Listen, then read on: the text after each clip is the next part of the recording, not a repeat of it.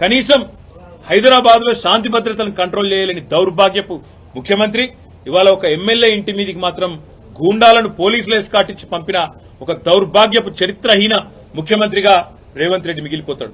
నేను అడుగుతా ఉన్నా మా కౌశిక్ రెడ్డి అడిగిన ప్రశ్ననే, ఏ పార్టీలో ఉన్నావు గాంధీ? అసలు మీ 10 మంది ఎమ్మెల్యేలు ఎవడైతే పార్టీ మారినరో, ఎవరి ఇంటింటికైతే పోయి ముఖ్యమంత్రి అనేటోడు కండువా కప్పిండో, ఫస్ట్ మీరు ఏ పార్టీలో ఉన్నారో చెప్పండి. మీకు ఇప్పటికే స్పీకర్ దగ్గర పిటిషన్లు ఉన్నాయి 10. స్పీకర్ గారు కూడా తేల్చాలా. ఇవన్నీ కాదు, ఇవేమీ లేదు, మేము రైతు రుణమాఫీ మీద అడిగితే, లేదా వరద బాధితుల తరఫున ప్రశ్నిస్తే, లేదా రైతు బంధు ఎప్పుడేస్తావని అడిగితే, మహిళా సోదరిమణులకు 2500 ఎప్పుడు ఇస్తావని అడిగితే, లేదా పెన్షన్లు ఎప్పుడు పెంచుతావని అడిగితే, 100 రోజుల్లో గ్యారంటీలు అమలు చేస్తా అన్న సన్నాసి ఎక్కడ తెచ్చిండు ముఖ్యమంత్రి అని అడిగితే తట్టుకోలేక హెడ్లైన్ మేనేజ్మెంట్ కోసం, అటెన్షన్ డైవర్షన్ కోసం ఒక దిక్కు హైడ్రా అని హైడ్రామా, ఇంకో దిక్కు ఈ రకంగా ఎమ్మెల్యేల ఇంటి మీదకే గూండాలను పంపడం అంటే దీనికంటే సిగ్గుచేటు ఇంకొకటి ఉండదు. తప్పకుండా నేను రేవంత్ రెడ్డిని అంటా ఉన్నా, చరిత్రలో నీలాంటి పనికిమాలిన ముఖ్యమంత్రులు, నీలాంటి తలమాసిన ముఖ్యమంత్రులు మస్తుగా వచ్చిండ్రు, మస్తుగా పోయినరు. పెద్ద పెద్దోళ్లతోనూ కొట్లాడినాం, చంద్రబాబుతో కొట్లాడినాం, రాజశేఖర రెడ్డితో కొట్లాడినాం, కిరణ్ కుమార్ రెడ్డితోని, రోషయ్య గారితో ఎంతో మందితో తలపడ్డాం. నువ్వు వాళ్ళందరికంటే కూడా చాలా చిన్నోడు, చిట్టినాయుడు, నువ్వు చాలా చిన్నోడవు.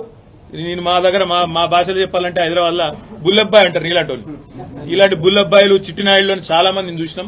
ఏం ఫరక్ పడేది కూడా ఏం లేదు, ఏం ఇంటికి కూడా వీకలేవు. కానీ ఏదో పైశాచిక ఆనందం, 4 రోజులు ముఖ్యమంత్రి పదవిలో కూర్చున్నా, నేనేందో పెద్దోడిని అయిపోయినా అనేదో ఎగిరిగిరి పడతా ఉన్నావు. రేవంత్ రెడ్డి గారు అధికారం ఎవరికి శాశ్వతం కాదు. నువ్వు ఒక దుష్ట సాంప్రదాయానికి తెరలేపుతా ఉన్నావు. ఇది తప్పకుండా నిన్ను దహిస్తుంది, నిన్ను వెంటాడుతుంది. రేపు నువ్వు పదవిలోకి దిగిపోయినాక తప్పకుండా నువ్వు ఈరోజు ఏదైతే దుష్ట సాంప్రదాయాలు నెలకొల్పుతున్నావో ఇవన్నీ నీకే చుట్టుకుంటాయనే మాట కూడా నేను వారిని హెచ్చరిస్తా ఉన్నా. తప్పకుండా ఈ 10 మంది మీద వేటు వేయాల్సిందే.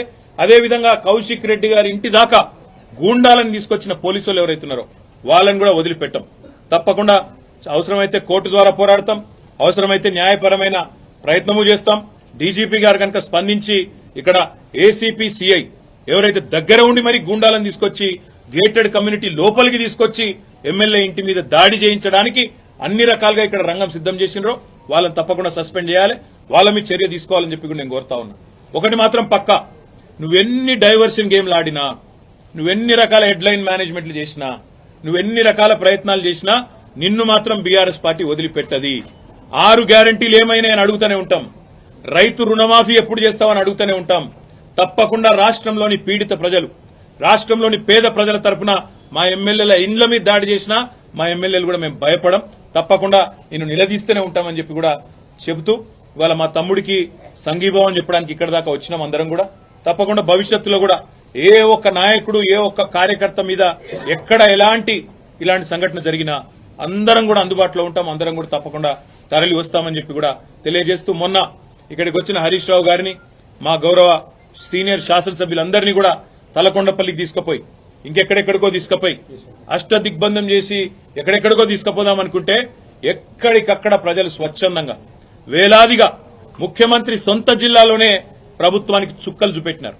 వేల మంది రోడ్ల మీదకి వచ్చినారు. అర్ధరాత్రి కూడా 10:30, 11 దాకా వేలాది మంది రోడ్ల మీదకి వచ్చి ఆ రోజు తలకొండపల్లి పోలీస్ స్టేషన్ కావచ్చు, లేదా కేశంపేట పోలీస్ స్టేషన్ కావచ్చు, ఎక్కడికక్కడ ఎదురు తిరిగి ఈ ప్రభుత్వానికి పాలమూరు పౌరుషం చూపెట్టినందుకు వారికి, అదేవిధంగా నిన్న ఒక్క అరికపూడి గాంధీని హౌస్ అరెస్ట్ చేస్తే పోతున్నాయి కదా, దానికోసం నిన్న మొత్తం రాష్ట్రంలో వేలాది మంది బీఆర్ఎస్ కార్యకర్తలను హౌస్ అరెస్ట్ చేశారు. కానీ గాంధీకేమో ముంగట పోలీస్ ఎస్కాట్లు, మంచిగా బ్రహ్మాండంగా ఏసీపీలు, డీసీపీలు దగ్గరే ఉండి గూండాలను తీసుకొచ్చి ఇక్కడ దాడి చేపించారు. అక్కడ మాత్రం మొత్తం రాష్ట్రంలో వేలాది మంది మా కార్యకర్తల నాయకులను హౌస్ అరెస్ట్ చేయడం జరిగింది. ఇది ఏ రకంగా మంచిదో రాష్ట్ర ప్రజలు కూడా ఆలోచించాలని చెప్పి కోరుతూ, ఈ హింసాయుతమైన పద్ధతులు 10 ఏళ్లలో తెలంగాణలో ఎన్నడూ చూడలే. ఎన్నడూ తెలంగాణలో ప్రాంతీయం, మన రాష్ట్రం ఏర్పడిన తర్వాత ప్రాంతీయ భాష పేరు మీద గాని, ప్రాంతీయ తత్వం పేరు మీద గాని, ఆంధ్ర తెలంగాణ పంచాయతీలు గాని ఎక్కడ జరగలేదు. 10 ఏళ్ల మా ఆచరణనే దానికి సాక్ష్యం.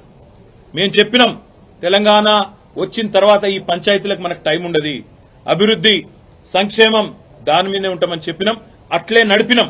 కానీ ఇలా హైదరాబాద్ లో ఈ పనికి మాలిన ముఖ్యమంత్రి నాయకత్వంలో కొత్తగా ప్రాంతీయ తత్వాన్ని కూడా రెచ్చగొట్టే విధంగా చిల్లరమల్లర ప్రయత్నాలు చేస్తా ఉన్నారు. ఇవేవి చెల్లవు రేవంత్ రెడ్డి. నువ్వెన్ని రకాల డైవర్షన్ గేమ్లు ఆడినా, నిన్ను వదిలిపెట్టం 6 గ్యారంటీల అమలు మీద పట్టు పడతాం ప్రధాన ప్రతిపక్షంగా నీ పార్టీ సంగతి కూడా తప్పకుండా ప్రజాక్షేత్రంలోనే చెప్తామని చెప్పి నేను తెలియజేస్తాను